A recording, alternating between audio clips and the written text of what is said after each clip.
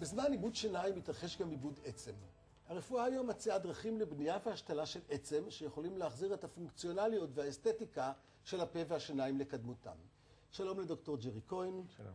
רופא שיניים, מרצה וחוקר בתחום השתלים ובעל קליניקה פרטית. מהי תוספת עצם, דוקטור כהן? תוספת עצם היא למעשה תוספת לא שלנו, מאיזשהו מקור, ומוסיפים את זה במקום שחסרה עצם. יש את זה באורתופדיה שמוסיפים למפרק הירך, אפשר להוסיף את זה בראש. שיניים גם משתמשים למעשה באותם המקורות. מי האנשים שנזקקים לתוספת עצם? אנשים שנזקקים הם אנשים שאיבדו עצם כתוצאה בדרך כלל מאיבוד שיניים, מטראומה, וזה עוזר לנו לבנות להם שיקום יותר יציב, יותר טוב, שמחזיק מעמד יותר זמן, יותר נוח, מחזיר להם את הביטחון, מחזיר להם את האסתטיקה, משפר להם את החיים. אנשים מבוגרים בעיקר? גם צעירים, אבל בהחלט גם מבוגרים. הפוטנציאל לגידול של עצם הוא קיים כל החיים. כן, אמנם במבוגרים זה לוקח יותר זמן, אבל הפוטנציאל קיים, ואין איזה הגבלה של גיל. גם בגיל 90, גם מעבר לזה אפשר. איזה עצם אנחנו משתילים? אז יש לי פה כמה דוגמאות שאנחנו יכולים להראות. בעיקרון יש חלוקה לפי סוגים. אז יש בלוק, שזה בדרך כלל ממקור אדם או בקר. אדם או בקר, כלומר זה ממש בלוק של עצם. זה בלוק של עצם עצמו. הרופא מתאים את החתיכה. חותך אותו בגודל שווה בצורה שהוא צריך. יש ג'ל, שזה במזרק. אנחנו סוחטים את המזרק לתוך המקום. בדרך כלל מיועד למלא יותר חללים. ויש אבקה, שבתוספת דם או סלין, אפשר להפוך אותו לחומר שהוא יהווה או תוספת לבלוק, או בפני עצמו.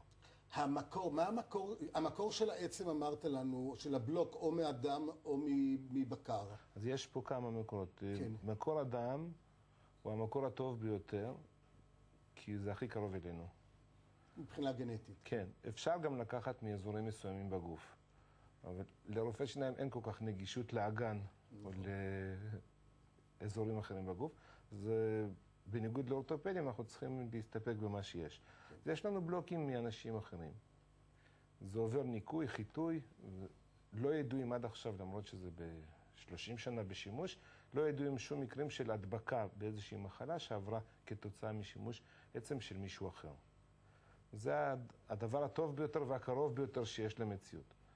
מקבלים את זה מתרומות? מהבן אדם האחר? כן, יש בנקים לעצם. אני חושב שההגבלה שם זה עד גיל 55, הם עוברים מבחנים גנטיים וכל מיני כאלה, אבל זה, כן.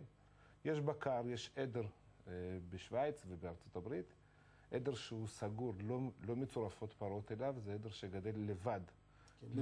מבודד לחלוטין, ובעצם שלו משתמשים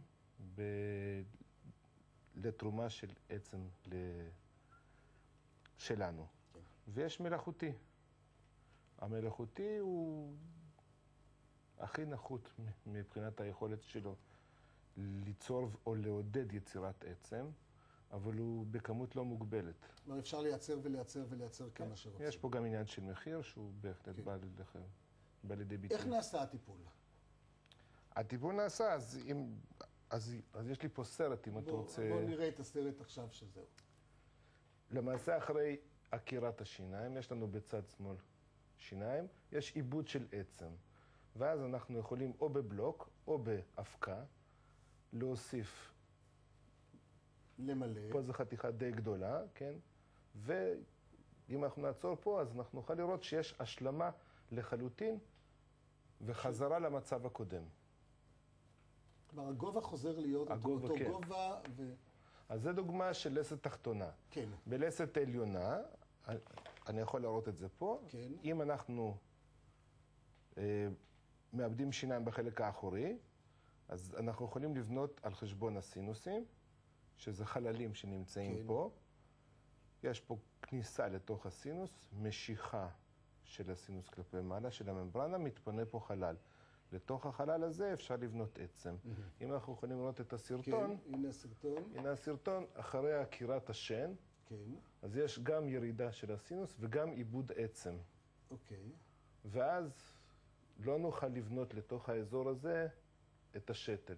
מה שאנחנו עושים זה בנייה של עצם מלאכותית, החדרה של השתל, ועל השתל הזה אפשר לבנות הלאה מה שאנחנו רוצים. אפשר להחדיר את השתל מיד אחרי שאתה... בדרך כלל ביד. לפעמים במצבים קיצוניים של חוסר עצם גדול, אז עושים את זה בשני שלבים. מחכים 4 חודשים, ואחרי זה עוד פעם. בניתוח מחדירים את השתל בנפרד. בתקופת ההחלמה הזאת יש איזה פתרון אחר? בדרך כלל זה אזורים אחוריים, אז... זה לא בעיה. כן, או שתותבת. מה סיכויי ההצלחה של הטיפול? הטיפול הוא טוב, הוא טיפול פרדיקטבילי, הוא מצליח אצל רופא מיומן, שעושה מספיק מקרים כאלה ומתרפא בריא, לא מעשן, זה מצליח מעל ל-90%. עכשיו, מי שמעשן, אז יכולה להיות לו פגיעה בהחלמה, לא בסיכויים של בניית עצם, אבל בסיכויי ההחלמה. חניכיים נפרדות, ואז יש בעיה של זיהום. אצל חולי סכרת יכולה להיות בעיה, אצל חולים במחלות שונות. בסך הכל נעשות, אני חושב, עשרות אלפי פעולות כאלה בארץ בשנה, ורובן מצליחות. הסיבוך הכי שכיח זה סינוזיטיס. זה דלקת של הסינוס, שהיא עוברת לאנטיביוטיקה רגילה כמו קומוגמנטין, שבוע 10 ימים. יש לעתים מאוד נדירות שזה עובר את הסינוסים של המקסילריים האלה, וזה יכול להגיע לשאר הסינוסים, ואז עדיין הטיפול האנטיביוטי קצת יותר אגרסיבי, אבל הוא עדיין אמור לפתור את הבעיה. איזה מיומנות נדרשת מרופא כדי שישתיל עצם? אז יש פה עניין של גם חלק כירורגי וגם חלק שיקומי. הכירורגים, הם יודעים לעשות את הפעולה, לא תמיד הם מבינים איך היא אמורה להסתיים מבחינה שיקומית. הרופאי שיניים הרגילים חסר להם החלק הכירורגי. בגלל זה נדרשת פה הכשרה כפולה, גם בשיקום וגם בכירורגיה.